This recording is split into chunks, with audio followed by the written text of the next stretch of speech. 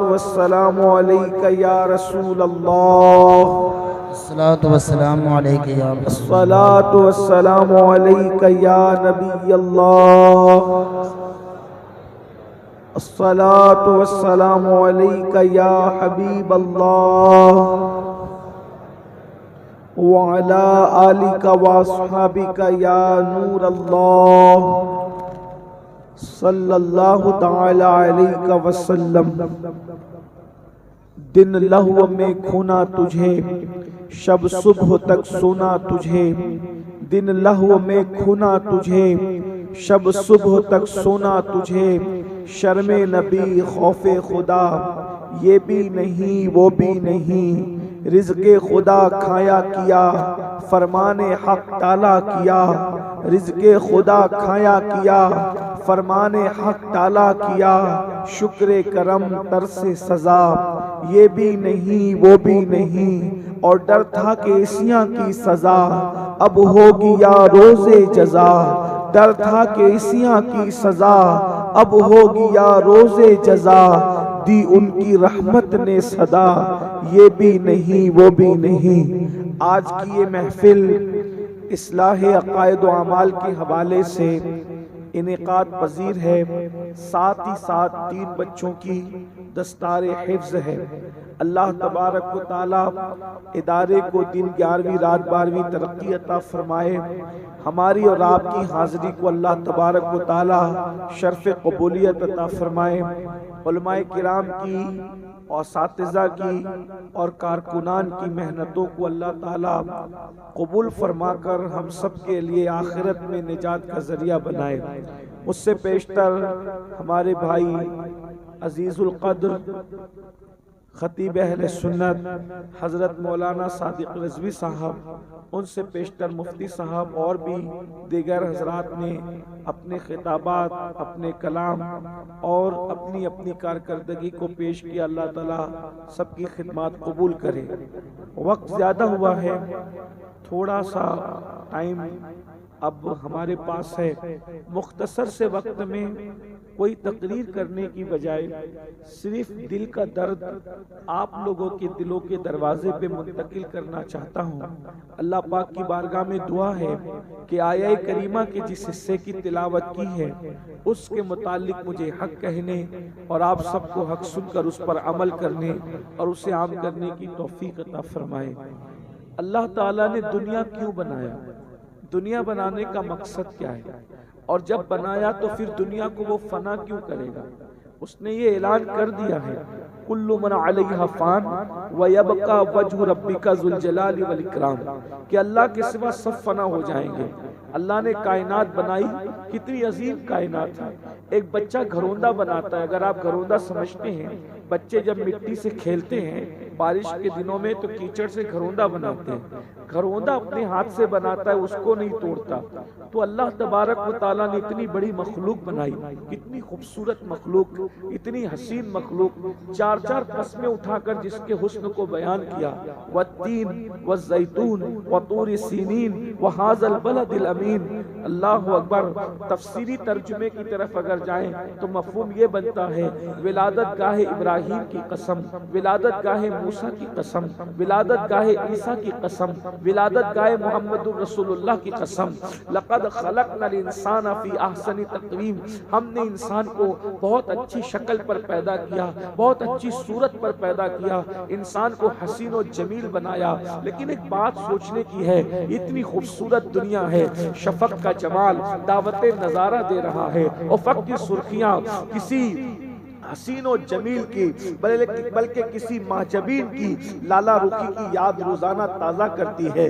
روزانہ پھول گلستان میں کھلتے ہیں اور کسی محبوب کے تبسم کو ہمیں یاد دلاتے ہیں۔ یہ اتنا حسین و جمیل چاند ہے، یہ اتنا خوبصورت سورج ہے، یہ بھوروں کی آواز ہے، یہ کمرو کی آواز ہے، یہ بلبل کی آواز ہے۔ اللہ اکبر۔ چڑیوں کی چہک ہے، روزانہ نسیم سحر چلتی ہے۔ اللہ اکبر۔ رات اپنی سیاہ زلفوں کو کو بکھیرتی ہے۔ کتنی خوبصورت ہے دنیا، یہ دنیا کی دل فریبیاں ہی تو ہے کہ انسان دنیا میں آ کر ہمیشہ کے لیے دنیا کا ہو کر رہ گیا۔ کوئی دنیا میں آ کر اب دنیا سے جانا نہیں چاہتا، دنیا سے اتنا دل لگ گیا ہے۔ کتنا فریب ہے دنیا کا، دنیا کتنی مکار ہے، دنیا کتنی فریبی ہے کہ دنیا کا فریب انسان کو خدا کو بھلا چکا ہے، انسان خدا فراموش ہو چکا ہے۔ لیکن انسان کو سوچنا چاہیے تھا جب دنیا اتنی حسن والی ہے تو اس کے بنانے والے کے حسن کا عالم کیا ہوگا۔ دنیا اتنی جمال والی ہے تو اللہ اکبر اس کے بنانے والے کے جمال کا عالم کیا ہوگا۔ ذرا غور تو کریں، جو روزانہ شفق کے گالوں پر سرخی پیدا کرتا ہے اس کے حسن کا عالم کیا ہوگا۔ اللہ اکبر، جس کی فانی دنیا کے حسن کا عالم یہ ہے اس کی باقی جنت کا عالم کیا ہوگا، اس کی باقی آخرت کا عالم کیا ہوگا۔ مگر ہائے رے شیطان کی مکاریاں، ہائے رے نفس کی فریبیاں، انسان اسی میں ڈوب کر کے رہ گیا ہے۔ یاد رکھنا، دنیا کی دوسری قومیں اگر دنیا میں ڈوب کر رہ جائیں تو ہمیں افسوس نہیں ہوتا، اس لیے کہ ان کے پاس کوئی رسول اللہ جیسا نبی نہیں ہے، قرآن جیسی زندہ کتاب نہیں ہے، خدا وحدہ لا شریک جیسے زندہ خدا حی و قیوم کا تصور نہیں ہے۔ اللہ نے دنیا کیوں پیدا کیا؟ یہ صوفیہ، حکما، علماء، دانشوروں نے بہت تفصیل سے بیان کیا۔ یہ وقت اب فلسفیانہ گفتگو کا نہیں، لیکن دو جملوں کے اندر اگر دنیا کی پیدائش کی حکمت بیان کی جائے تو یہ کہا جا سکتا ہے دنیا کو اللہ نے چھانٹنے کے لیے بنایا ہے، اللہ نے دنیا کو چھٹائی کے لیے بنایا ہے، اس لیے کہ دنیا میں دو ہی طبقے ہیں، دنیا میں دو طبقے ہیں۔ آپ سارے مکاتب فکر، سارے مذہبوں کو سمیٹ لیں تو دنیا میں دو طبقے بنتے ہیں، ایک جنتی ایک جہنمی۔ قرآن کہتا ہے ان الابرار لفی نعیم وان الفجار لفی جحیم، وفاداروں کے لیے جنت ہے، غداروں کے لیے جہنم ہے۔ دنیا کے اندر دو ہی لوگ ہیں میرے آقا علیہ الصلوۃ والتسلیم کے پیارے دیوانوں۔ میں نے نیکوں کو وفادار اس لیے کہا کہ جو نیک ہوتا ہے وہی وفادار ہوتا ہے، اور فساق کو غدار اس لیے کہا کہ اللہ اکبر جو فاسق ہوگا وہی غدار ہوگا۔ اللہ اکبر۔ اب آپ مجھے بتائیں، اللہ نے چھٹائی کے لیے دنیا میں بنایا، اگر اللہ بغیر دنیا بنائے ہوئے، بغیر کربلا بپا کیے ہوئے یزید کو جہنم میں ڈالتا تو دنیا کہتی دیکھو، معاذ اللہ، کہنے والے تو کچھ بھی کہہ سکتے ہیں، لوگ کہتے دیکھو اللہ نے یزید کے ساتھ کیا سلوک کیا، اس بیچارے کو جہنم میں ڈال دیا، اور اللہ رب العزت بغیر کربلا بپا کیے امام حسین کو جنتی جوانوں کا سردار بناتا تو معاذ اللہ لوگ بکواس کر سکتے تھے کہ نبی کے خاندان کے ہیں اس لیے یوں ہی ان کو مرتبہ دے دیا۔ تو قدرت نے ایک دنیا بنا کر چھٹائی کا قانون رکھا، یزید شراب پیے گا اس کو خدا بے نقاب کرے گا، یزید زنا کرے گا اسے خدا بے نقاب کرے گا، یزید اللہ کی نافرمانی کرے گا، صحابی کا بیٹا ہو کر شریعت کو پیروں تلے روندے گا تاکہ دنیا کے سامنے بے نقاب ہو جائے یزید اور اس کو جہنم میں ڈالا جائے، کسی کو اعتراض کی گنجائش نہ رہے۔ اور حسین 6 مہینے کا ننھا بھی خدا کی محبت میں قربان کر دے گا، 18 سال کا لڑکا بھی خدا کی محبت میں قربان کر دے گا، اور جب جنتی جوانوں کے سردار بنائے جائیں گے تو کوئی یہ نہ کہے گا کہ رشتوں کی محبت میں مرتبے ملے، بلکہ پتہ چلے گا قربانیاں ہی ایسی ہیں، ایسے ہوتے ہیں محبت کے گھرانے۔ نعرہ تکبیر، نعرہ رسالت، نعرہ رسالت، جشن دستار بندی حضور سید امین القادری صاحب قبلہ۔ یہ دنیا چھٹائی کے لیے ہے، اللہ نے دنیا کو چھانٹنے کے لیے بنایا، اسی لیے اللہ ارشاد فرماتا ہے مقصد کو، دنیا کے بنانے کے مقصد کو، موت و حیات کے فلسفے کو ارشاد ہوتا ہے الذی خلق الموت والحیات لیبلوکم ایکم احسن عملا۔ ہم نے زندگی اور موت کو، بلکہ موت و زندگی کو اس لیے پیدا لیے پیدا کیا ہے, زندگی اور موت کو اس لیے بنایا ہے تاکہ ہم جانچیں, ہم تمہیں آزمائیں کہ کون تھوڑی سی زندگی کو پا کر اچھا عمل کرتا ہے. عمل حسن نہیں بلکہ قرآن کہتا ہے احسن. اللہ اکبر. ایک تو حسن ہے, عمل حسن ہے, اور ایک تو احسن ہے. حسن یعنی اچھا اور احسن یعنی اور اچھا, سب سے اچھا. اللہ اکبر. یہ دنیا چھٹائی کے لیے ہے. اگر آپ اس جو ہے وہ گمان میں ہے کہ یہ دنیا سب کچھ ہے تو یاد رکھنا بڑے بڑے بادشاہ دنیا سے چلے گئے, بڑے بڑے تاجدار دنیا سے چلے گئے, بڑے بڑے مالدار دنیا سے چلے گئے. ہم سے پہلے اس دنیا میں ہمارے باپ دادا رہتے تھے, ان سے پہلے ان کے باپ دادا رہتے تھے, ان سے پہلے ان کے باپ دادا رہتے تھے. تم دیکھ رہے ہو. اللہ اکبر. تم میں سے کتنے لوگ ہیں جو بتا سکتے ہیں کہ تمہارے 8ویں نمبر کا دادا جو 400 سال پہلے دنیا میں تھا اس کی قبر کہاں ہے؟ آپ ذرا غور کیجئے, بہت توجہ سے سننے کی. میں نے پھر کہا تقریر کا وقت نہیں, صرف دل کا درد رکھنا ہے, تھوڑی دیر, وہ بھی زیادہ دیر نہیں.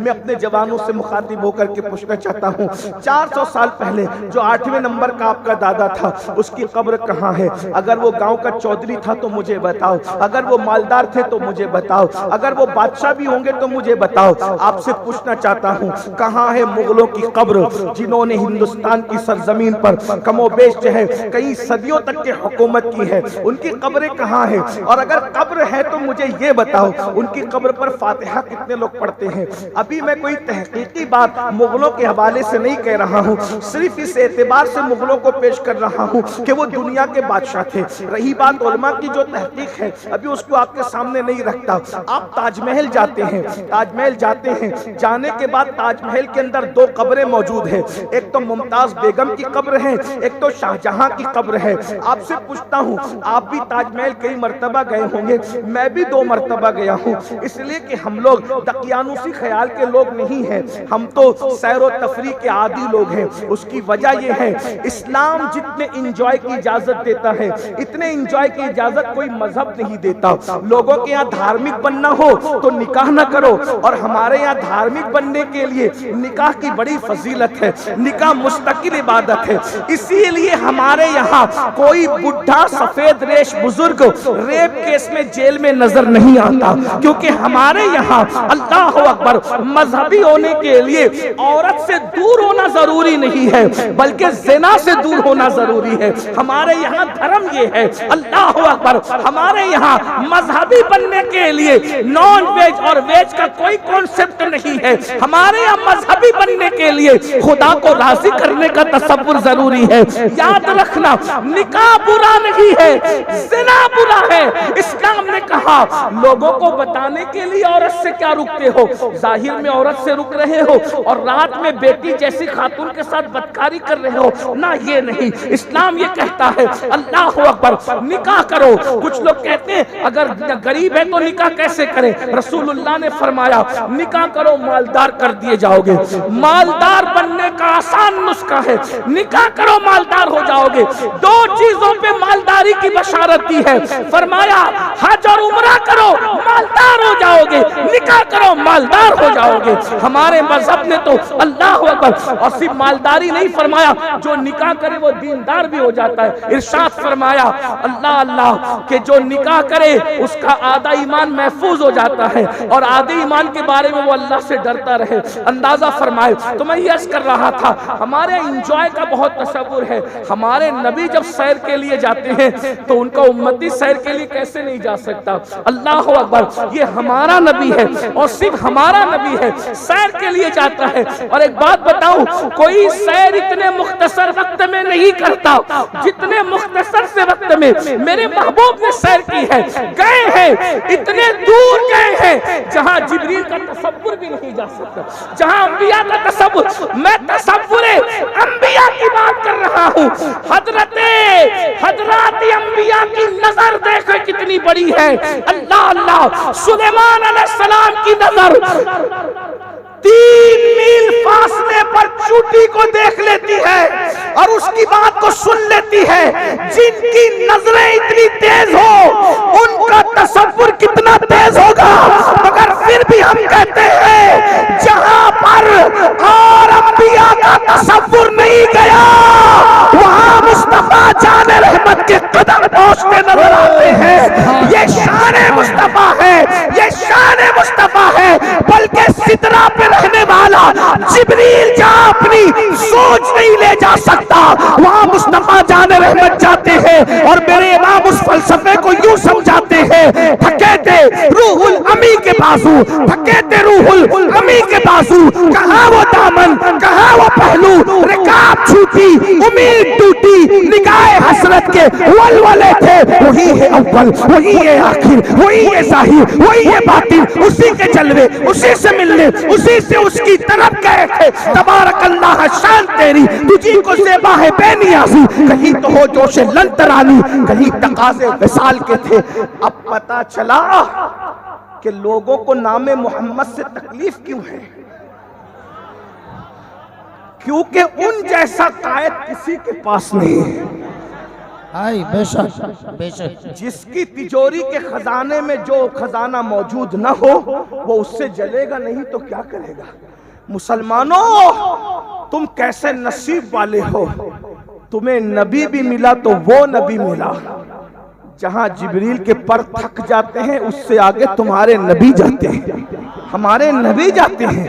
اور میرے امام تو یہ کہتے سبحان اللہ، باتیں تو حضرت موسیٰ سے بھی ہوئی اور باتیں ہمارے محبوب سے بھی ہوئی، لیکن موسیٰ سے جو باتیں کی جاتی ہے وہ پوری دنیا میں شور کر دیا جاتا ہے۔ وَمَا تِلْكَ بِيَمِينِكَ يَا مُوسَىٰ قَالَ هِيَ عَصَا، اور آخر میں سورہ طٰہٰ کی جو آیتیں ہیں صاف بتایا جا رہا ہے، یہ پوچھا، یہ جواب، یہ پوچھا، لیکن محبوب سے جو باتیں کی وہ جبریل کو بھی نہ بتائی۔ اب میرا بریلی کا قلندر کس طریقے کے بات کرتا ہے ذرا اندازہ کریں۔ بریلی کا قلندر یوں گنگناتا ہے، گنج جو چٹکے تھے ماں اوہا دنا کے باغ میں، گنج جو چٹکے تھے ماں اوہا دنا کے باغ میں، بلبلے سدرہ تک اس کی بو سے بھی محرم نہیں۔ بلبلے، یہ اپنے نبی کی شان ہے۔ تو بہرحال بات میں پھر کرنے لگا ہوں، مجھے نہیں کرنا چاہیے کیونکہ میں نے شروع میں کہہ دیا کہ تقریر نہیں کرنی، صرف تھوڑی دیر دل کا درد رکھنا۔ تو تاج محل آپ گئے ہوں گے، آپ نے پورا تاج محل گھنٹوں دیکھا، کیا آپ نے شاہ جہاں کی قبر پہ فاتحہ بھی پڑھی؟ تو 99% لوگ کہیں گے کہ نہیں پڑھی۔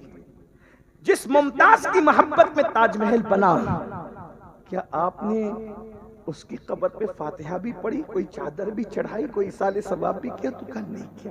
میں کرنے یا نہیں کرنے کی بات نہیں کر رہا ہوں، صرف آپ کو احساس دلانا چاہتا ہوں، جس کے لیے تاج محل بنا ہے اور جس نے تاج محل بنایا ہے، جو پورے ملک کی آبرو بن گئی وہ عمارت، اس میں جا کے عمارت تو دیکھ رہے ہو لیکن ان کے لیے ہاتھ اٹھا کر آپ مغفرت کی دعا بھی نہیں کرتے۔ لیکن جس غریب نواز نے ایک کرتے پر اپنی پوری زندگی گزار دی ہے، وہاں ہم عمارت دیکھنے نہیں جاتے بلکہ ہاتھ اٹھا کر فاتحہ پڑھنے جاتے۔ کیا پتا چل رہا ہے؟ ارے جو ممتاز، اب جملے پہ توجہ کر لی، جنہوں نے مدینہ منورہ دیکھا ہے وہ دھیان کریں گے، اور جنہوں نے نہیں دیکھا دعا کرتا ہوں اللہ ان کو دکھا دے۔ جو ممتاز تاج محل کے گنبد کے نیچے سو رہی ہے، پتا نہیں ہڈیاں بھی ہے یا نہیں ہے مجھے نہیں پتا، اس کی قبر پر کوئی فاتحہ پڑھنے والا نہیں ہے، لیکن بقیع میں سیدہ فاطمہ الزہرا کے مزار پر کوئی گنبد نہیں ہے، مگر آج بھی جانے والا جاتا ہے یا نہ جانے والا نہیں جاتا ہے۔ تو مسلمان کا 24 گھنٹے میں ایک لمحہ ایسا نہیں گزرتا کہ جب تک سیدہ فاطمہ کا ذکر نہ ہو جائے اس وقت تک مسلمانوں کے قلوب کو چین نہیں ملتا۔ حتیٰ کہ جمعہ کے دن مسلمانوں کا امام جب ممبر پہ چڑھتا ہے تو وہ ممبر جہاں عورت قدم نہیں رکھ سکتی، سارے مردوں کے سامنے مسجد کا امام جہاں پر عورت قدم نہیں رکھ سکتی، جہاں عورت بیٹھ نہیں سکتی، جہاں عورت جا نہیں سکتی، اس ممبر پر اگر کسی خاتون کا ذکر ہوتا ہے تو وہ ایک ہے جسے سیدہ، طیبہ، طاہرہ، عابدہ، زاہدہ، راکعہ، ساجدہ، نقیہ، تقیہ، زکیہ، ام عالمہ غیر معلمہ ملکہ فردوس بری خاتون قیامت سیدہ فاطمہ الزہرا کا جب تک نام نہیں لیا جاتا اس وقت تک سنی امام اپنا خطبہ مکمل نہیں کرتا. بتایا جا رہا ہے جو آخرت بھول جاتے ہیں گنبد کے نیچے سوئے تو بھی کوئی ان کی مغفرت کی دعا نہیں کرتا، اور جو آخرت کو یاد رکھتے ہیں فاقوں میں زندگی گزرتی ہے تو بھی ان کے نام پر ایسی محفلوں میں ہزاروں لوگ جمع ہوتے ہوئے نظر آتے ہیں. اصل زندگی دنیا کی نہیں ہے، اصل زندگی آخرت. والآخرت خیر و ابقا. آخرت دنیا سے بہتر ہے. کون کہہ رہا ہے؟ اللہ کہہ رہا ہے. اگر اللہ کی بات نہیں مانتے تو تم مسلمان کیسے ہو؟ اور اللہ کی بات مانتے ہو تو تم یقین کیوں نہیں کرتے؟ اللہ کی بات مانتے ہو تو یقین کیوں نہیں کرتے کہ دنیا سے بہتر آخرت؟ جب دنیا میں اتنا اچھا لگتا ہے تو آخرت میں کتنا اچھا لگے گا. بس بات سمیٹتے ہوئے کہہ دوں، آخرت اس کو کہتے ہیں یا اللہ اللہ اللہ اللہ اللہ اللہ. نام سنتے ہو اللہ کا؟ رسول اللہ رسول اللہ نام سنتے ہو رسول اللہ کا؟ جب آخرت میں کامیاب ہو کے جنت میں جاؤ گے نا تو اللہ کا دیدار کرو گے. یہاں علماء کے ساتھ بیٹھے ہو، وہاں رسول اللہ کے ساتھ بیٹھو گے، وہاں غوث پاک کے ساتھ بیٹھو گے، وہاں غریب نواز کے ساتھ بیٹھو گے، وہاں امام حسین کے ساتھ بیٹھو گے، وہاں امام حسن کے ساتھ بیٹھو گے. ارے مفتی صاحب کے ساتھ بیٹھنے میں اتنا مزہ آ رہا ہے تو امام اعظم کے ساتھ بیٹھنے میں کیا مزہ آئے گا؟ سیدوں کے ساتھ بیٹھنے میں اتنا مزہ آ رہا ہے، سید السادات مولا علی کے ساتھ بیٹھیں گے تو کیا مزہ آئے گا. لیکن یہ مزے کس کے لیے ہوں گے؟ جو جنت میں جائے گا اسی کے لیے. لیکن جنت میں کوئی نہیں، ہر کوئی نہیں جا سکتا. کنڈیشن ہے ان الابرار لفی نعیم وان الفجار لفی لہیم وَإِنَّ الْفُجَّارَ لَفِي جَحِيمٍ. کہ جو وفادار ہیں، نیک لوگ ہیں، ان کے لیے جنت. دیکھو بھائی، میں جلسے کے ناظم کی بات نہیں کر رہا ہوں، میں مقرر کی بات نہیں، میں اللہ کی بات کر رہا ہوں. آپ لوگوں میں سے بہت سارے کہتے ہیں نہیں مولانا اللہ رحیم ہے، اللہ کریم ہے، ستار ہے، غفار ہے، سب کو اٹھا کے جنت میں ڈالے گا. میں نے کہا دنیا بنائی اس لیے کہ اس نے سب کو جنت میں نہیں ڈالا. اس نے سب کو جنت، کیونکہ وہاں کسی کی نہ دادا گیری چلنی ہے نہ بابا گیری چلنی. میں یہ بات 50 بار لوگوں کو کہہ چکا ہوں. قدرت اعلان کر چکی ہے کہ ہم نبی کے بیٹے کو جہنم میں ڈالیں گے. اگر نبی کے بیٹے سے ناراض ہوئے، بس یہاں پر بات مکمل ہوتی ہے، توجہ کرنا. اگر نبی کے بیٹے نے ہمیں ناراض کیا تو ہم نبی کے بیٹے کو جہنم میں ڈال دیں گے، نوح علیہ السلام کے بیٹے کی شکل میں. اگر نبی کی بیوی نے ہم کو ناراض کیا تو ہم نبی کی بیوی کو جہنم میں ڈال دیں گے، لوط علیہ السلام کی بیوی کی شکل میں. اور اگر کتا ہمیں راضی کر سکا تو ہم کتے کو اٹھا کے جنت میں ڈال دیں گے، اصحاب کہف کے کتے کی شکل میں. تو پتا چلا یہاں کتا ہونا اور انسان ہونے کی بات نہیں ہے، یہاں نبی کا بیٹا ہونا اور غیر نبی کا بیٹا ہونے کی بات نہیں ہے. یہاں اللہ کی رضا کی بات ہے. وَرِضْوَانٌ مِّنَ اللَّهِ اکبر. اللہ کی رضا سب سے بڑی چیز ہے. نبی کا بیٹا خدا کو ناراض کرے تو نوح علیہ السلام کے بیٹے کی شکل میں وہ جہنم میں جاتا ہے، اور حبشی کا بیٹا اگر خدا کو راضی کر لے تو پھر وہ نبی کی سواری کی نکیل پکڑ کر کے جنت میں آگے آگے جاتا نظر. سبحان اللہ سبحان اللہ. بات یہاں نعرہ تکبیر، اب مجھے نعرہ رسالت، نعرہ رسالت. سبحان اللہ سبحان اب اللہ. مجھے بتاؤ یہاں حبشی اور عربی میں کیا فرق ہے؟ یہاں عربی اور عجمی میں کیا فرق ہے؟ آپ مجھے بتائیں. یہاں تو خدا کی رضا کی بات. اب آپ سے پوچھتا ہوں، کیا ہم نے اللہ کو راضی کرنے کی کوشش کی؟ سب کے قریب ہونے کا شوق ہے، سب کے قریب ہونے کا شوق ہے، رب کے بھی قریب ہونے کا شوق ہے. ہم سب کے قریب جانا چاہتے ہیں. جلسوں میں مجھے کوئی شکایت نہیں، کوئی شکایت نہیں. میں جانتا ہوں میرے ساتھ جو بھی کرتے ہو محبت پہ کرتے ہو. مجھے شکایت، ابھی میں آ رہا تھا، میری پیٹھ پر اتنی تیز سے کسی بھائی نے ہاتھ مارا، وہ لیکن اس نے مارا نہیں، اس مسافے کے چکر میں پیٹھ پہ لگ گیا. کبھی کوئی کپڑا پھاڑ دیتا ہے. ایک عزیز نے ایسا ناخن مارا کہ اس کو سال بھر سے زیادہ ہو گیا، لیکن نشان محبت اب تک باقی ہے. لیکن آپ سے کہتا ہوں، میں شکایت نہیں کر رہا ہوں، ہم تو کچھ بھی نہیں ہے، اور ہم تو بڑے بے وفا لوگ ہیں. سچی سچی بات کر جاؤں، برا مت ماننا، بے وفا آج رانچی میں آئے تو رانچی والے یاد ہیں، کل چلے جائیں گے بنگال تو ہم رانچی والوں کو بھول جائیں گے، اور ہمارے لیے سب کچھ بنگال کا مجمع ہوگا. یہ بات سچی ہے، کوئی جھوٹ نہیں ہے. برا مت، محبت آپ سے قیامت تک رہے گی انشاءاللہ. ہم بھلکڑ لوگ ہیں، بے وفا لوگ ہیں، بھلکڑ لوگ ہیں، بے وفا لوگ ہیں، غدار نہیں ہیں. حضور کی امت سے ہمارے دل میں محبت رہے گی کیونکہ حضور سے محبت ہے، لیکن اتنا ضرور ہے ہم کل آپ کو بھول جائیں گے کیونکہ بھلکڑ ہے. لیکن ایک بات کہوں، جو بھلکڑ لوگ ہیں، جو وفا نہیں جانتے، ان سے مسافہ کرنے کے لیے 200 کلومیٹر دور سے آتے ہو، 100 کلومیٹر دور سے آتے ہو. چلو حضرت سے ملیں گے، سید صاحب سے ملیں گے. اور جو وفا کو پیدا کرنے والا ہے، جو خالق وفا ہے، اس سے ملنے کے لیے اپنا گھر چھوڑ کر 4 قدم پر مسجد نہیں جاتے. اگر آپ کے ایم ایل اے سے تعلق اچھے بن گئے، مفتی صاحب سے بن گئے، سید صاحب سے بن گئے، خطیب صاحب سے بن گئے تعلقات، آخر یہ کہاں تک کام آئیں گے؟ بہت زیادہ مفتی صاحب نے، ہم نے وفا کی، علماء کرام نے وفا کی تو قبر تک پہنچائیں گے. قبر کے اندر ہم نے کام نہیں آنا، بالکل کام نہیں آنا. آپ جنگل میں پھنسے، اللہ نہ کرے، ہمیں پتہ بھی نہیں چلے گا ہم نے کیا کام آنا آپ کے. لیکن وہ اللہ جو ہماری شہرک سے زیادہ قریب ہے، جنگل میں ہے تو ساتھ ہے، پہاڑوں میں ہے تو ساتھ ہے، خوشیوں میں ہے تو ساتھ ہے.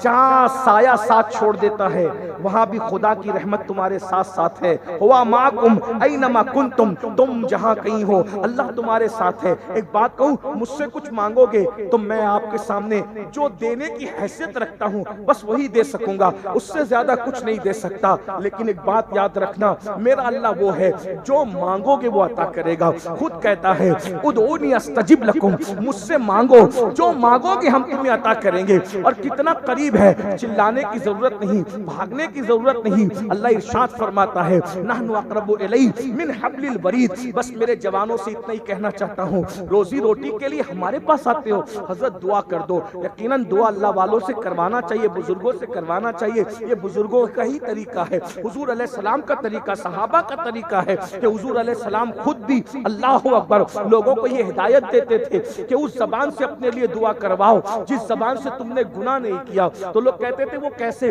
وہ زبان کہاں سے لائے؟ تو فرماتے تھے تمہاری زبان سے سمجھ لو سمجھانے کے لیے، عبداللہ کی زبان سے عبد الرحمن نے گناہ نہیں کیا، عبد الرحمن کی زبان سے عبد السلام نے گناہ نہیں کیا. یا یوں کہہ لے کہ میری زبان سے آپ نے گناہ نہیں کیا اور آپ کی زبان سے میں نے گناہ نہیں کیا، تو میری زبان آپ کے حق میں جو دعا کرے گی یہ بے گناہ زبان دعا کرے گی تو آپ کے حق میں وہ دعا مقبول ہوگی. اور آپ میرے حق میں جو دعا کریں گے تو میرے حق میں یہ جو دعا ہے، میں نے اس زبان سے گناہ نہیں کیا تو بے گناہ زبان دعا کرے گی تو میرے حق میں آپ کی دعا قبول ہوگی. بلکہ آقا فرماتے ہیں ایک مومن دوسرے مومن کے پیٹ پیچھے جب دعا کرتا ہے تو اس کی دعا کو وہ مقام دیا جاتا ہے جیسے حاجی کو عرفات کی میدان میں جو حاجی کی دعا کا مقام ہے وہ مقام اللہ غیر مومن کے پیٹ پیچھے دعا کرنے والے کی دعا کو مقام عطا فرماتا ہے. لیکن ایک بات کہتا ہوں میرے بھائی، ہم دعا کر سکتے ہیں، اس سے زیادہ کچھ نہیں دے سکتے، لیکن اللہ وہ ہے، تم روزی مانگو گے وہ تمہیں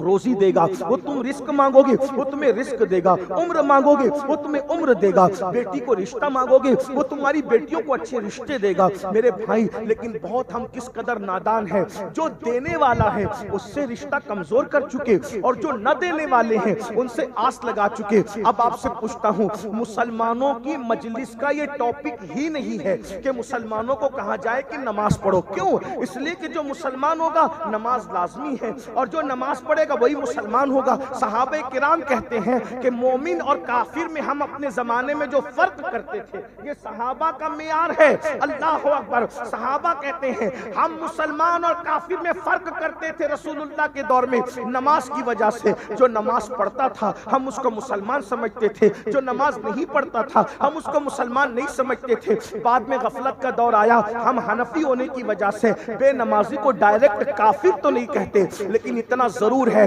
میرے بھائی، حضرت فاروق اعظم نے فتویٰ دیا بے نمازی کافر ہے، عبداللہ ابن مسعود نے فتویٰ دیا بے نمازی کافر ہے، حضرت عطا نے فتویٰ دیا بے نمازی کافر ہے، یہاں تک بیان کیا گیا 100 سے زیادہ صحابہ کا فتویٰ ہے کہ بے نمازی کافر ہے۔ ہم اس کی تعویل کرتے حنفی ہونے کی وجہ سے، لیکن مجھے بتاؤ نمازوں میں سستی کرنے والوں، نمازوں میں غفلت کرنے والوں، تم کہتے ہو قیامت کے دن حضور ہاتھ پکڑ کے جنت میں لے جائیں گے، میرا ایمان ہے شفاعتی لأہل الکبائر من امتی، لیکن آپ سے پوچھنا چاہتا ہوں اللہ اکبر، اگر حضرت فاروق اعظم کے فتوے کے مطابق قیامت میں فیصلہ کیا گیا، فاروق اعظم کے فیصلے فتوے کے مطابق اگر فیصلہ ہوا تو آپ کس صف میں کھڑے ہوں گے؟ پوچھو علماء سے۔ میں تو بس اتنا کہتا ہوں قادری بن گئے، چشتی بن گئے، نقشبندی بن گئے، سہروردی بن گئے، رضوی اشرفی سب بن گئے، کیا مسلمان بھی بنے؟ ہم جیسا مسلمان بنانے کے لیے حضور آئے تھے ہم ویسے مسلمان بنے؟ جو مسلمان ہوگا وہی قادری ہو سکتا ہے، غیر مسلم قادری نہیں ہو سکتا۔ جو مسلمان ہوگا وہی رضوی ہو سکتا ہے، غیر مسلم رضوی نہیں ہو سکتا۔ تو پہلے تو مسلمان بنو، اور اللہ کے رسول علیہ السلام فرما رہے، میں بے نمازی کو پھر کہہ رہا ہوں وضاحت کے ساتھ کافر نہیں مانتا، مگر اللہ کے رسول فرماتے جس کی نماز نہیں ہے اس کا کوئی دین نہیں ہے،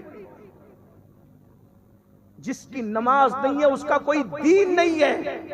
دین کہاں ہے؟ جمعہ کی 2 رکعت نماز پڑھنا بھی ہمیں بار پڑتا ہے۔ کس منہ سے ہم کہتے ہیں کہ ہم حضور کے عاشق ہیں، ہم مومن ہیں؟ جو قوم اللہ کے رسول کی محبت میں 10 منٹ کا وقت نہ نکال سکے، اگر کسی کو جلانے کے لیے کہہ رہے ہو کہ ہم حضور سے محبت کرتے تو تم جانو تمہارا کام جانو، اور اگر واقعی حضور سے عشق کرتے ہو تو عشاق تو ایسے نہیں ہوتے۔ ہم نے تو عاشق دیکھا مدینہ منورہ میں پہلی رات کی دلہن چھوڑ کر سر کٹانے کے لیے حضور کے فرمان پر میدان میں آ گئے، اور ہم لوگ نیند چھوڑ کر سر جھکانے کے لیے مسجد میں آنے تیار نہیں ہیں۔ یہ جو آج مسلمانوں کے جلسوں میں ہزاروں کی پبلک ہے، جس پر مقرر بھی خوش ہے، ناظم بھی خوش ہے، اور انتظامیہ بھی خوش ہے، جب آپ حدیث میں دیکھیں گے تو یہ قیامت کی نشانیوں میں سے نشانی ہے۔ اللہ کے رسول علیہ السلام فرماتے قریب قیامت لوگ دین سننے جمع ہوں گے، دین پر عمل کرنے جمع نہیں ہوں گے۔ دین سننا پسند، ہمیں خوشی ہے، اچھا ہے، آپ زیادہ کی تعداد میں سن رہے ہو، اللہ آپ کی ہماری اصلاح کرے، اور آپ سے برے ہم ہیں، آپ ہم سے اچھے ہو، لیکن آپ سے کہنا چاہتا ہوں کہ آپ مجھے بتائیں ہمیں ڈر نہیں لگتا؟ جلدی 2-3 باتیں۔ جنت ملنی کب ہے؟ جنت ملنی کب؟ حضور کے، جس کو جنت ملے گی حضور علیہ السلام کے ہاتھوں سے ملے گی۔ کس کے ہاتھوں سے؟ حتیٰ کہ حدیث پاک میں آیا ہے کہ قیامت کے دن سارے انبیاء بھی ہمارے حضور کی طرف تکتے ہوں گے، حتیٰ کہ خلیل اللہ جیسے نبی کو، جو نبیوں کے باپ ہے، خلیل اللہ کو بھی ہمارے نبی کی حاجت ہوگی، جس کو میرے امام یوں بیان کرتے ہیں، وہ جہنم میں گیا جو ان سے مستغنی ہوا، ہے خلیل اللہ کو حاجت رسول اللہ کی۔ جنت لینے کے لیے سب کو حضور کے پاس جانا۔ آپ نے مسجد بنائی، مسجد کیا، جس میں کعبہ بنایا وہ بھی دیکھ رہا ہے احتیاج کی نظر سے آمنہ کے لال کی طرف۔ ارے ہم جانور کی قربانی کرتے ہیں، جس نے اپنے بیٹے کی گردن پر اللہ کی محبت میں چھری رکھ دی، آج وہ بھی احتیاج کی نظر سے دیکھ رہا ہے آمنہ کے لال۔ کیا شان ہے آمنہ کے لال کی، کیا شان ہے محبوب پروردگار کی، کیا شان ہے شافع یوم النشور کی۔ اب تھوڑا تصور میں لائیے کہ ہم سب حضور کی بارگاہ میں پہنچے، سب کو جنت کہاں مل رہی ہے؟ حضور کی بارگاہ سے۔ مالک جنت کے ہاتھوں سے جنت تقسیم ہو رہی ہے، واللہ یعطی انما انا قاسم، اللہ عطا کرتا ہے میں تقسیم کرتا ہوں۔ مالک جنت جنت بانٹ رہے ہیں، اب ہم اور آپ بھی گئے، تصور کرنا، ہاں ہاں بھائیو دھیان دینا، تصور میں میدان محشر لاؤ اور تھوڑی دیر کے لیے سوچو، 8-8 گھنٹہ کاروبار کے لیے محنت کرنے والوں، 10-10 گھنٹہ روپیوں کے لیے محنت کرنے والوں، مال کمانے کے لیے دلی، کلکتہ، ممبئی، حتیٰ کہ سعودی تک جانے والوں، میں منع نہیں کرتا، میرے مذہب نے منع نہیں کیا، میں نے کہا میرا مذہب جتنے انجوائے کی اجازت دیتا ہے کسی کا مذہب نہیں دیتا، جاؤ، لیکن اتنا ضرور کہتا ہوں، مال کے لیے دلی تک جانے والوں، اعمال کے لیے محلے کی مسجد تک کب آؤ گے؟ وہ مال جو قبر میں کام نہیں آئے گا، اس کے لیے بچوں کو چھوڑ کر سعودی تک جاتے ہو، اور وہ اعمال جو قبر میں ساتھ آنے والے ہیں اس کے لیے نیند تک چھوڑنا گوارا نہیں، اور پھر بہت لمبی چوڑی نماز کا ٹائم نہیں ہے، ایک وقت کی نماز کے لیے صرف 10 منٹ لگتے ہیں، 10 منٹ۔ اب ذرا غور کرنا، قیامت کا دن ہے، کوئی کام نہیں آ رہا ہے، قرآن کہتا ہے قیامت کا دن کیسا دن ہے، نہ ماں کام آ رہی ہے، نہ باپ کام آ رہا ہے، نہ بھائی کام آ رہا ہے۔ ایک جملہ کہہ دوں راچی والوں، ہضم نہیں کرو گے، گالیاں دینا ہے تو جی بھر کے دے لینا، لیکن ایک بات کہہ دوں، یہ جو تمہارے دماغ میں خبط سوار ہے نا کہ قیامت کے دن پیر صاحب لوگ ہمارا ہاتھ پکڑ کر لے جائیں گے، جو پیر خود پھنسا ہوگا، جو وضو کے غسل اور نماز اور فرائض اور واجبات نہیں جانتا، جو گھروں میں عورتوں سے پیر دبواتا ہے اور کمر کے نیچے تک بال رکھتا ہے، 10 ہاتھوں میں انگوٹھیاں پہنتا ہے، انگلیوں میں انگوٹھیاں پہنتا ہے، اور جس کی نظر تمہارے دل کی بجائے تمہاری جیب پر ہے، جس کو لفظ یزید کا تلفظ نہیں آتا، جو یزید کو بھی یزید کہتا ہے، ایسے پاگلوں کا ہاتھ پکڑ کے سوچتے ہو یہ قبر میں آئیں گے، حشر میں آئیں گے؟ ارے جو جیتے جی تمہاری بیماری میں تمہارے سرحانے عیادت کے لیے نہیں آتا، جو تمہارے مرنے کے بعد تمہارے جنازے میں نہیں آتا، وہ میدان محشر میں تمہارا ہاتھ کیا پکڑے گا؟ سب سے بڑا پیر اگر کوئی ہے تو محمد الرسول۔ اور ایک کسوٹی آپ کو دے دوں، جو چاہو ہمیں کہہ لو، ہم بس یہ ہے، ہم نے تو گویا کہ اپنی عزت لوگوں کو حلال کر، اگر حق بولنے کی وجہ سے لوگ عزت پر بناتے ہیں تو کوئی بات نہیں۔ آپ کسی کے بھی مرید ہیں، اس وقت تک مرید ہونا کام نہیں آئے گا جب تک پہلے آپ رسول اللہ کے مرید نہ بنیں۔ اگر آپ غوث اعظم کے مرید ہونے کے دعوے دار ہیں، غریب نواز کے، کام نہیں آئے گا جب تک آپ رسول اللہ کے مرید نہ بنیں۔ اور اگر آپ نے ظاہری طور پہ کسی کے مرید نہیں ہوئے اور آپ حضور کے مرید بن گئے، جنت کی گارنٹی لے جائیے۔ حضور کے مرید پہلے بننا ضروری ہے، کیونکہ تم جس کے مرید ہو وہ سب رسول اللہ کے مرید ہیں، اور جو حضور کا مرید نہیں ہے، اب جملہ سن لے، جو حضور کا مرید نہیں ہے اس کا پیر شیطان ہے۔ جو حضور کا مرید ہو جائے پھر وہ پیرا والا ہے، اور جو حضور کا مرید نہ ہو تو وہ بے پیر ہے، اس کا پیر شیطان ہے۔ سب سے بڑے پیر حضور ہیں، اور حضور کا کوئی پیر نہیں ہے۔ ہر پیر کا کوئی پیر ہے، حضور کا کوئی پیر نہیں ہے۔ حضور سب پیروں کے پیر ہے۔ غوث اعظم کا بھی کوئی پیر ہے، ابو سعید مخزومی کا بھی کوئی پیر ہے، ابو بکر شبلی کا بھی کوئی پیر ہے، جنید بغدادی کا بھی کوئی پیر ہے، سری سکتی کا بھی کوئی پیر ہے، معروف کرکی کا بھی کوئی پیر ہے، امام علی رضا کا بھی کوئی پیر ہے، امام جعفر صادق کا بھی کوئی پیر ہے، امام موسیٰ کاظم کا بھی کوئی پیر ہے، امام حسین کا بھی کوئی پیر ہے، حتیٰ کہ خاتم الولایت فاتح خیبر، اللہ اکبر، مولا مشکل کشا علی مرتضیٰ کا بھی کوئی پیر ہے۔ لیکن ایک ہستی ایسی ہے، انسانوں میں کوئی ان کا پیر نہیں ہے، اور اس ہستی ہی کو محمد الرسول اللہ کہتے ہیں۔ ہاں، ہم پیروں کا بڑا، میں کہتا ہوں جو پیروں کا احترام کرتے ہیں نا، ان کی جوتیاں میرے سروں پر۔ جو پیروں، مجھے پیروں کا احترام کرنے والے لوگ بہت پسند ہیں، لیکن اتنا ضرور کہوں گا میرے عزیز، میرے بھائی، اگر پیر صاحب ٹوپی دے دیں، اس ٹوپی کو پہن کر استنجا خانے میں نہیں جاتے، اس ٹوپی کو تجوری میں رکھتے ہیں، بچوں کو نصیحت اور وصیت کر رکھیے میں مروں گا تو پیر صاحب کا یہ تحفہ میرے سینے پہ رکھ دینا، میں قبر میں لے جاؤں گا۔ بس اتنا کہتا ہوں، جتنا احترام صادق رضوی جیسے پیر کا کیا، جتنا احترام مفتی صاحب جیسے پیر کا کیا، کیا اتنا بھی احترام تو اپنے نبی کا نہیں کرتا؟ پیر نے ٹوپی دیا، پیر نے تحفہ دیا، قبر میں لے جانا چاہتا ہے، ایک تحفہ تو تجھے اللہ نے بھی دیا تھا، اور کس کے ہاتھوں سے؟ سید صاحب آپ کے ہاتھ سے قلم مس ہو گیا، یہ قلم دے دو برکت ہوگی، نوٹ ہو گئی مس، یہ نوٹ دے دو۔ ارے کیا پاگل پن ہے، جس سب کی نسبتیں مصطفیٰ میں فنا ہے۔ ہم کسی ایسے بندے کو نہیں مانتے جس کی نسبت رسول اللہ سے نہیں، اور ہم سب سے پہلے حضور کو مانتے، حضور کی بنیاد پہ سب کو مانتے۔ ہم پیروں کے غدار نہیں، ولیوں کے غدار نہیں۔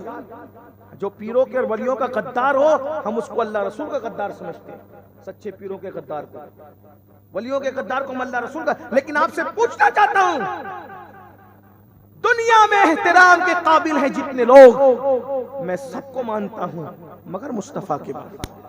ہم حضور سے بڑھ کر کسی کو نہیں مانتے، بلکہ اگر حضرت مجدد الفسانی کا عقیدہ کوئی پوچھے تو میں یہاں تک بتا دوں، مجدد الفسانی تو یہاں تک کہتے تھے کہ میں اللہ کو اپنا خدا اس لیے مانتا ہوں کہ او رب محمد است، وہ میرے محمد کا خدا ہے، اسی لیے میں اس کو اپنا رب مانتا ہوں۔ دیکھ رہے ہیں یہاں، اسی لیے تو میرے امام نے بھی جب حمد بیان کی نا تو یہ کہہ کے نہیں بیان کی کہ اللہ نے مجھے پیدا کیا اس لیے اس کے لیے حمد ہے، زمین بنائے اس کے لیے حمد ہے، آسمان بنائے اس کے لیے حمد ہے، نہ، بلکہ جب حمد بیان کی تو یوں کا وہی رب ہے، وہی رب، صرف وہی رب ہے۔ کس کون رب ہے؟ جس نے تجھ کو ہمتن کرم بنایا، ہمیں بھیک مانگنے کو تیرا آسنا بتایا، تجھے حمد ہے خدایا، تجھے حمد ہے خدایا، وہ کماری پاک مریم، وہ نفخت فیہ کا دم ہے عجب نشان آسم، مگر آمنہ کا جایا وہی سب سے افضل آیا، وہی سب سے افضل آیا۔ فیضا فرقت فنصب، وہ ملا ہے تجھ کو منصب، جو گدا بنا چکے اب اٹھے، اٹھو وقت بخشش آیا، تجھے حمد ہے خدایا، تجھے حمد ہے خدایا۔ یہی بولے سدرہ والے، چمنے جہاں کے تھالے، سبھی میں نے چھان ڈالے، تیرے پائے کا نہ پایا، تجھے یک نے یک بنایا، تجھے حمد ہے خدایا۔ اندازہ تو فرمائے حضرت مجدد الفسانی کا عقیدہ، مجدد الفسانی کہتے ہیں وہ رب محمد ہے، وہ میرے محمد کا رب ہے، اس لیے وہ میرا خدا ہے۔ غور کیجئے، اب میں تم سے پوچھنا چاہتا ہوں، سب پیروں سے محبت کرنے والوں سر آنکھوں پر، لیکن سب کا تحفہ قبر میں لے جا رہے ہو۔ مفتی صاحب سے، بزرگوں سے پوچھو، علماء سے پوچھو، کسی کا بھی بزرگ کا تحفہ لے جاؤ گے گارنٹی نہیں ہے کہ قبر میں کام آئے، ہاں، لیکن اگر حضور کی نسبت ساتھ لے جاؤ گے تو ایسی گارنٹی ہے کہ سوال و جواب کرنے والے فرشتے تمہارا احترام کرنے لگیں گے۔ اور بریلی کا قلندر اس کو یوں بیان کرتا ہے کہ نکیرین کرتے ہیں تعظیم میری، نکیرین کرتے ہیں تعظیم میری، وجہ فدا ہو کہ تجھ پہ یہ عزت ملی ہے۔ اور قبر میں قیامت تک سکون سے سو گے، کہتے ہیں خاک ہو کر عشق میں آرام سے سونا ملا، جان کی اکسیر ہے الفت رسول اللہ کی، قبر میں لہرائیں گے تا حشر چشم نور کے، جلوہ فرما ہوگی جب طلعت رسول اللہ کی۔ اللہ اکبر۔ تو سب کے تحفے کو کی عزت کرتے ہو، پیروں کے، ولیوں کے، بزرگوں کی، سب سراکوں پہ، لیکن اللہ نے بھی تو ایک تحفہ دیا،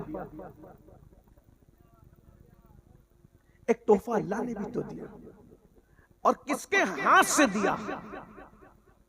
کس کے ہاتھ سے دیا؟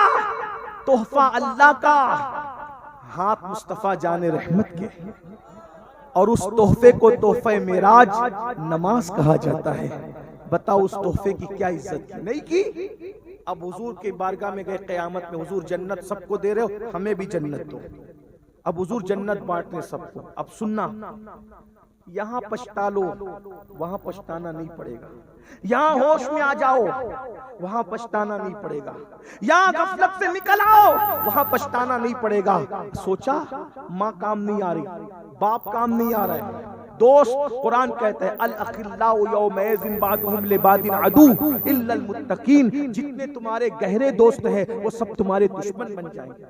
حضرت جبریل کے بارے میں قرآن کہتا ہے یوم یقوم الروح والملائکہ صفا لا یتکلمون الا من اذن. جبریل علیہ السلام اور سارے فرشتے اللہ کی ہیبت سے تھر تھر کانپیں گے, کوئی کسی کے کام نہیں آئے گا. انبیاء کے بارے میں حدیث صحیح ہے, مسلم شریف کی حدیث ہے, حضرت آدم سے لے کے حضرت عیسیٰ تک سب کہیں گے نفسی نفسی نفسی نفسی اذهبوا الی غیری. میرے امام کہتے ہیں سب نے صف محشر میں للکار دیا ہم کو, اے بے کسوں کے آقا اب تیری دہائی ہے. بس اسی پہ بات اب پوری ہو رہی ہے. راچی والوں, گرد نواز سے آنے والوں, اب ذرا توجہ سے سننا, بات پوری ہو رہی ہے. محشر میں نہ انبیاء کام آ رہے ہیں, نہ فرشتے کام آ رہے ہیں, نہ دوست کام آ رہے ہیں, نہ احباب کام آ رہے ہیں. سب کی توجہ کس کی طرف ہے؟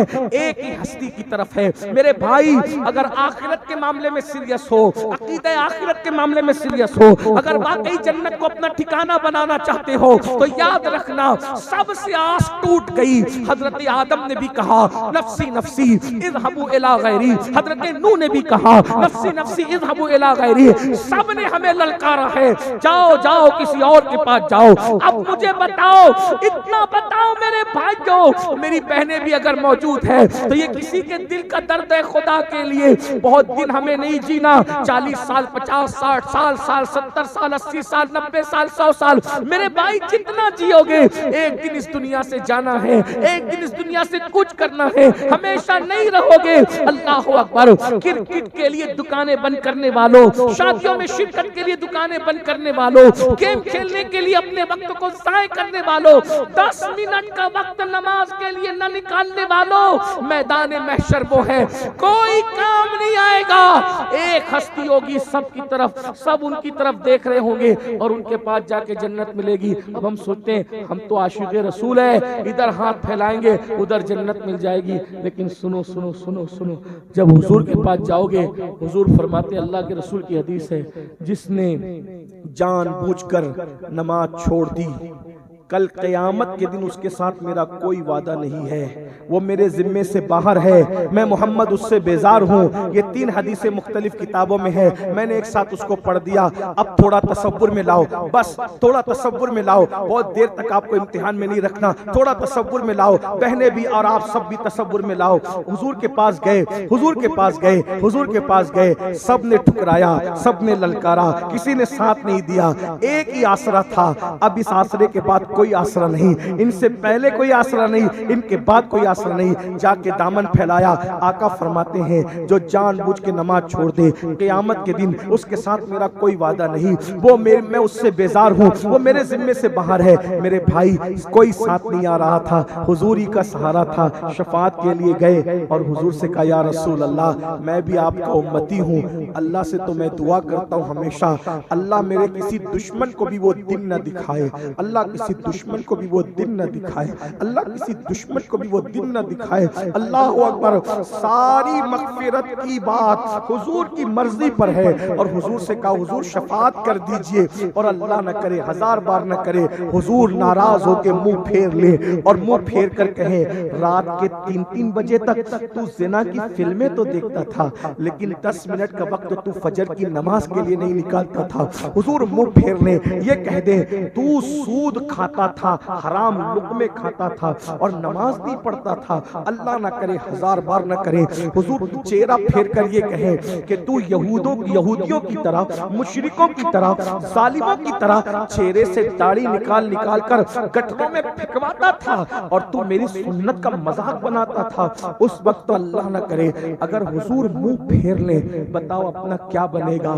دنیا برباد ہو جائے, کوئی سہارا دیتا ہے پھر دنیا آباد ہوتی ہے, کوئی کاروبار میں ناکام ہو جائے کوئی مدد کرتا ہے ہم پھر کامیاب ہوتے ہیں, دنیا کے امتحان میں ایک مرتبہ فیل ہو جائے پھر اس کے بعد ہم واپس اسٹڈی کرتے ہیں پھر کامیاب ہوتے ہیں. یاد رکھنا دنیا میں ترقی کے لیے بار بار مواقع ملتے ہیں لیکن آخرت میں ترقی کے لیے ایک امتحان کے بعد دوسرا کوئی امتحان نہیں ہوگا. اللہ کے بندو غفلت سے نکلو, اس دنیا میں ہمیشہ نہیں رہنا. کب تک خدا سے بغاوت کرو گے, کب تک رسول اللہ کے فرمان کو پیٹ کے پیچھے ڈالو گے؟ کب تک راتوں کو جگ کر پاپ کرو گے؟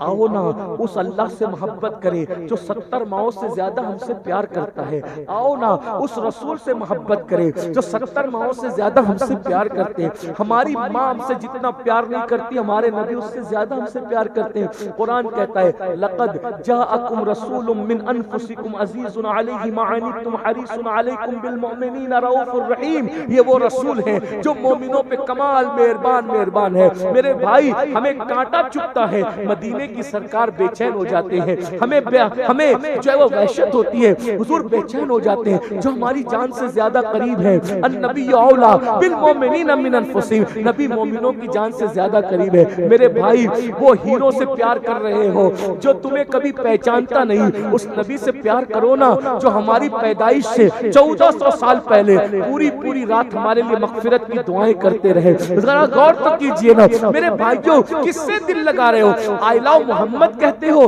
اور موبائل کے اسکرین پر ہیرو کی تصویر کیوں ہے؟ آئی لو محمد کہتے ہو، تمہارے موبائل کے اندر زنا کی فلمیں کیسے ہیں؟ آئی لو محمد کہتے ہو، تمہارے موبائل کے اندر گانے کیسے ہیں؟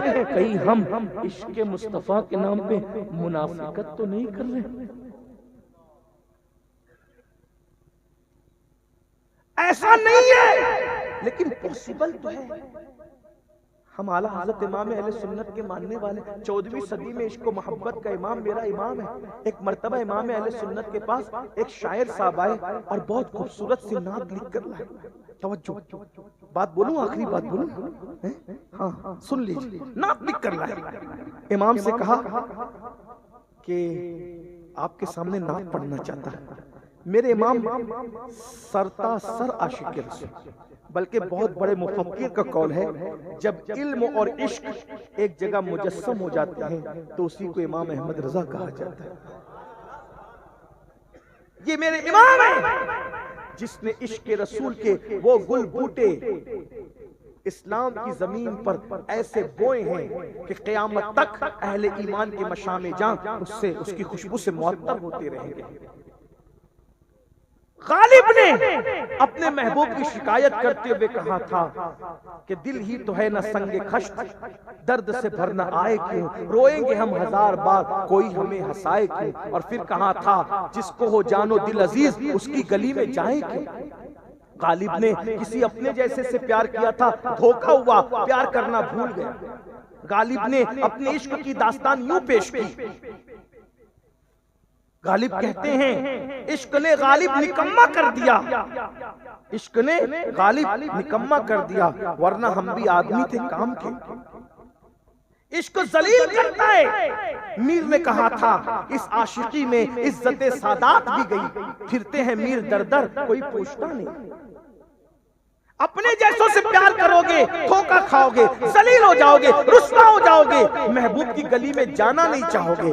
لیکن اگر آمنہ کے لال سے محبت کی، کسی کو جلانے کے لیے نہیں، خدا کو راضی کرنے کے لیے، بینر پر لکھنے کی بجائے دل پہ لکھا آئی لو محمد، تو پھر کیفیت کیا ہوگی؟ میرے امام کہتے ہیں غالب نے کہا تھا جس کو جانو دل عزیز اس کی گلی میں جائے گی. ظالم ہے محبوب، ظالم ہے، میں اس کی گلی میں جانا نہیں چاہتا. لیکن میرے امام نے کہا تھا تیرا محبوب ظالم ہو سکتا ہے کیونکہ تو نے بے وفا سے دل لگایا. اب میرے محبوب کا سن، پھر کے گلی گلی تباہ تو کرے سب کی کھائے کیوں، دل کو جو عقل دے خدا تیری گلی سے جائیں کیوں، رخصت قافلہ کا شور کشے ہمیں اٹھائے کیوں، سوتے ہیں ان کے سائے میں کوئی ہمیں جگائے کیوں. جان عشق مصطفیٰ روز وضو کرے خدا، جس کو ہو درد کا مزہ نازے دوا اٹھا. عاشق بننا ہے تو حضور کے بنو، سچی عاشق بنو. میر نے عشق کیا تو میر کہتے ہیں کہ میں در در بھٹک رہا ہوں، لیکن اگر حضور سے عشق کرو گے، میں یہ نہیں کہتا کہ میر نے حضور سے عشق کیا نہیں کیا، یہ میں بات نہیں کر رہا ہوں، لیکن اس نے اپنی کیفیت بیان کی تو میں بات کر رہا ہوں. ورنہ شاعر لوگ ناراض ہوتے ہیں کہ تم نے شاعری کی دنیا کی توہین کر دی. بھائی جو میر کہہ رہا ہے میں وہ کہہ رہا ہوں کہ اس عاشقی میں عزت سادات بھی گئی. میر سید تھا کہتا ہے اس عاشقی میں عزت سادات بھی گئی، پھرتے ہیں میر در در کوئی پوچھتا نہیں. اور سید کسی عورت سے پیار کرے تو سیادت کی آبرو بھی چلی جاتی ہے، اور حبشی خدا کے محبوب سے پیار کرے تو حبشی کا قدم اوپر نظر آتا ہے، کعبے کی چھت نیچے نظر آتی ہے۔ آؤ نا ان سے پیار کریں، آؤ نا ان سے پیار، جن کا پیار عزت دار بنا دیتا ہے۔ ارے اگر اپنے جیسوں سے پیار کرو، چھپا لو تو پھانسی پہ مرو اور بتا دو تو رسوا ہو جاؤ، لیکن آؤ اس سے پیار کرے، چھپاؤ چھپانے والا ابو بکر بنتا ہے، بتاؤ بتانے والا بلال بن جاتا ہے۔ دیکھ کے عشق کرو تو علی بنتا ہے، بن دیکھے کرو تو ویسے قرنی بنتا ہے۔ ہر عشق میں ناکامی ہے، عشق محمد وہ ہے صلی اللہ علیہ وآلہ وسلم، جہاں بیٹھ جاؤ گے حضور خود چل کر تشریف لے۔ ہمارا محبوب جہاں کوئی نہیں وہاں محبوب۔ تو توجہ کریں، دھیان دیں، کیا عرض کر رہا تھا؟ امام کے پاس، امام اہل سنت کی، میرے امام نے جو عشق کی بات کی ہے ان کا اپنا حصہ ہے، جو عشق کی بات بہرحال، اسی لیے ہم کہتے ہیں ان کے دامن سے وابستہ رہو، تم بھی عشق کی طرف آ جاؤ گے۔ کیا عشق کیا ہے، بلکہ اگر وقت ہوتا تو میں بتاتا کہ عشق کی کیا بات کی ہے، لیکن بہرحال ٹائم ختم ہوا ہے، پہلے ہی ختم ہو گیا ٹائم، لیکن اتنا توجہ کریں، دھیان دیں۔ اگر یہاں شعر سمجھنے والے لوگ موجود ہیں تو بات کہوں، کسی شاعر نے، شاعر ہمارے بھائی موجود ہیں، جانتے ہیں پرانے تن بڑی محبتیں بھی، ہم اپنے شعرا سے پیار مانتے ہیں، اس کی وجہ نعت خوانوں سے پیار اس لیے کرتے ہیں کہ ہمیں یہ بھی حضور کی سنت ہے۔ حضور علیہ السلام نعت خواں کو منبر پہ بٹھاتے تھے اور خود زمین پہ بیٹھ کر اس سے نعت سنا کرتے، اسی لیے تو میرے نبی کے دور کے نعت خواں نے کہا تھا وَأَحْسَنُ مِنْكَ لَمْ تَرَ قَطُّ عَيْنِي وَأَجْمَلُ مِنْكَ لَمْ تَلِدِ النِّسَاءُ خُلِقْتَ مُبَرَّأً مِنْ كُلِّ عَيْبٍ كَأَنَّكَ قَدْ خُلِقْتَ كَمَا تَشَاءُ۔ حضرت امیر خسرو نے کہا تھا پری پے کر نگارے سرو قد لالا رخسارے سراپا آفت دل بود شب چائے کے من بودن۔ حضرت علامہ عبد الرحمن جامی نے کہا تھا جہاں روشن است از جمال محمد دلم زندہ شد از وصال محمد۔ اور ایک مقام پر کہتے ہیں آیات قرآن ابرویت تفسیر قرآن گیسویت روئے تو قرآن ماں ایمان توی ایمان توی۔ اور میرے امام کہتے ہیں اللہ کی سرتاب قدم شان ہے یہ، انسان ہے انسان وہ انسان ہے یہ، قرآن تو ایمان بتاتا ہی نہیں، ایمان یہ کہتا ہے میری جان ہے۔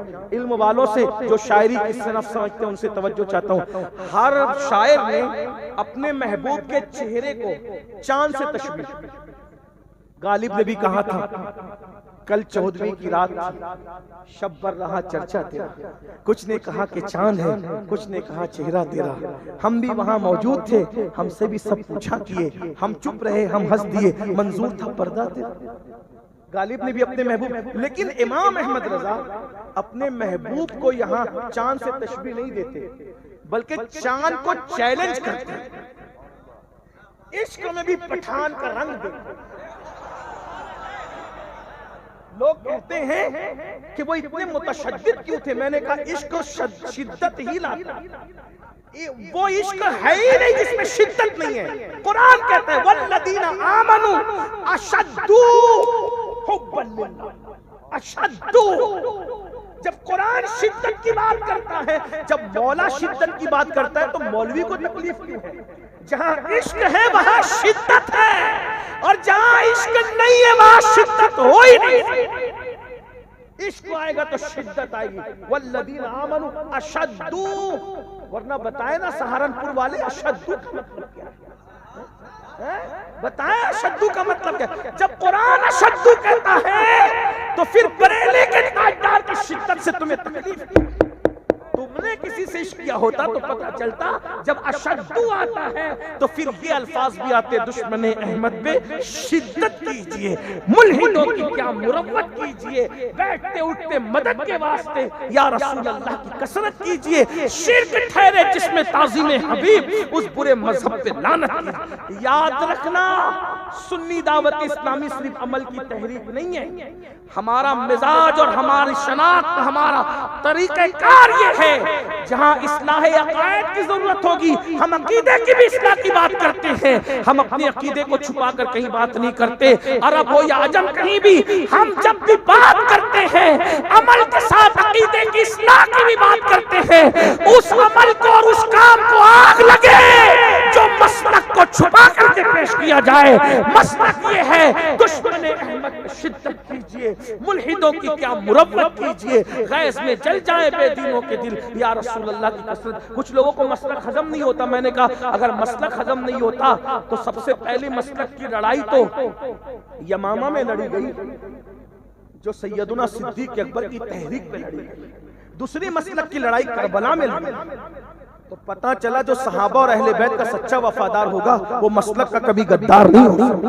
لوگ کہتے ہیں کیا مسلک کی بات کرتے ہیں، میں نے کہا مسلک یمامہ میں بھی تھا، مسلک کربلا میں بھی تھا، اور انشاءاللہ امام مہدی بھی مسلک کی لڑائی لڑیں گے۔ بہرحال میں عرض کیا کر رہا تھا، شاعر لوگ چاند سے تشبیہ دیتے ہیں محبوب کے چہرے کو، لیکن امام احمد رضا ایسا غیرت مند عاشق ہے جو چاند کو چیلنج کرتا ہے اور محبوب کے چہرے کو تشبیہ نہیں دے رہا ہے، بلکہ کیا کہتے ہیں، اب چیلنج دیکھیں، اگر شعر سمجھتے تو چیلنج دیکھیں، کہتے ہیں دل اپنا بھی شیدائی ہے اس ناخن پاکا، دل یہ عشق ہے، دل اپنا بھی شیدائی ہے اس ناخن پاک، کہتے ہیں پیر کے ناخن کو، یعنی تصور میں لائیے جب حضور پیر کے ناخن تراشتے ہوں گے تو جو پیر کے ناخن کا تراشا ہوتا ہوگا کتنا باریک ہوتا ہوگا، اور وہ جو باریک سا ہوتا ہے نا، تو چونکہ حضور کے پیر کی انگلیاں شیپ میں تھی تو جب وہ کٹتی تھی تو وہ چاند کی شکل اختیار کرتے ہیں۔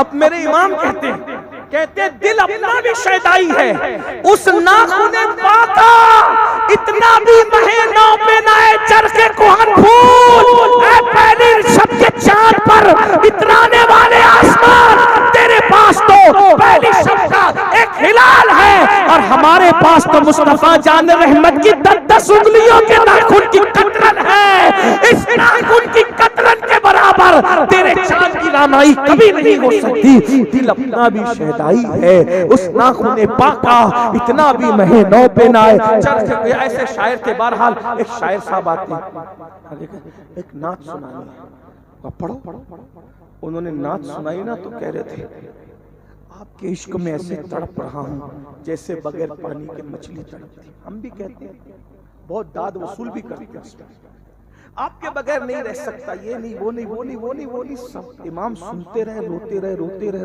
جب نعت مکمل ہوئی تو کہتے ہیں شاعر صاحب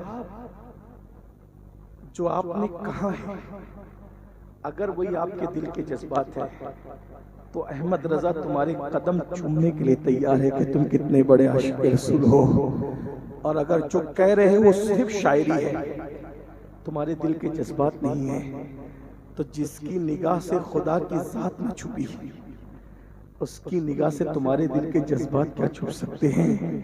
اتنی بڑی بارگاہ میں اتنا بڑا جھوٹ،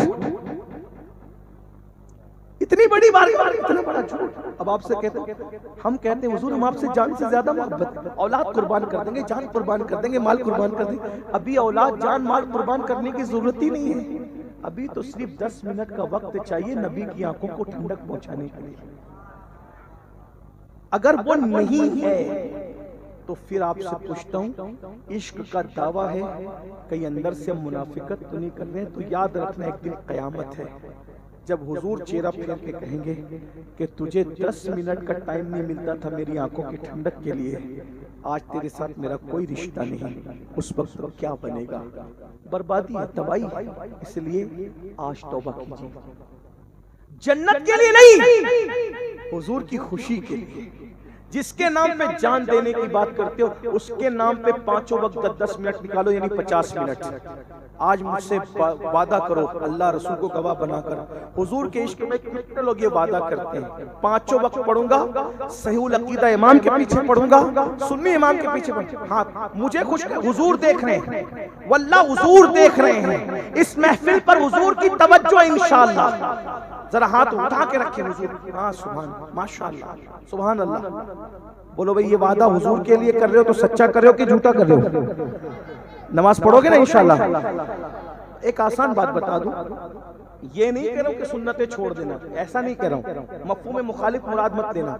کتنے بھی بیزی ہو، کتنے بھی مصروف ہو جاؤ، بالکل ٹائم نہ ملے نا تو کم سے کم کہیں مصلی بچھا کے فرض ضرور پڑھ، لیکن فرض مت چھوڑو، کیونکہ اللہ کے رسول نے فرمایا جو ایک وقت کی نماز جان بوجھ کر چھوڑ دے گا وہ 7,000 سال تک جہنم کی آگ میں جلایا جائے گا، ایک وقت کی نماز۔ مرتے وقت سب سے زیادہ اگر کسی کو تکلیف ہوتی ہے تو بے نمازی کو تکلیف ہوتی ہے۔ بے نمازی مرنے سے پہلے ذلیل کیا جاتا ہے، رسوا کیا جاتا ہے، اس پر بھوک اور پیاس مسلط کی جاتی ہے۔ یہاں تک بزرگوں نے فرمایا بے نمازی جب مرتا ہے تو اس پر اتنی پیاس مسلط ہوتی ہے کہ اگر 7 سمندروں کا پانی اس کے منہ میں انڈیل دیا جائے تو بھی اس کی پیاس کو کوئی بجھا نہیں سکتا۔ توبہ کرو، پلٹ جاؤ، 10 منٹ کا وقت، 50 منٹ اپنے نبی کی خوشی کی نکالیں گے انشاءاللہ۔ آج سے انقلاب آئے گا انشاءاللہ۔ اللہ تعالیٰ ہم سب کو توفیق دے۔ گفتگو کے درمیان کوئی غلطی ہو تو اللہ تعالیٰ معاف فرما دے۔ میں نے آپ کا کافی وقت لیا۔ السلام علیکم ورحمۃ اللہ وبرکاتہ۔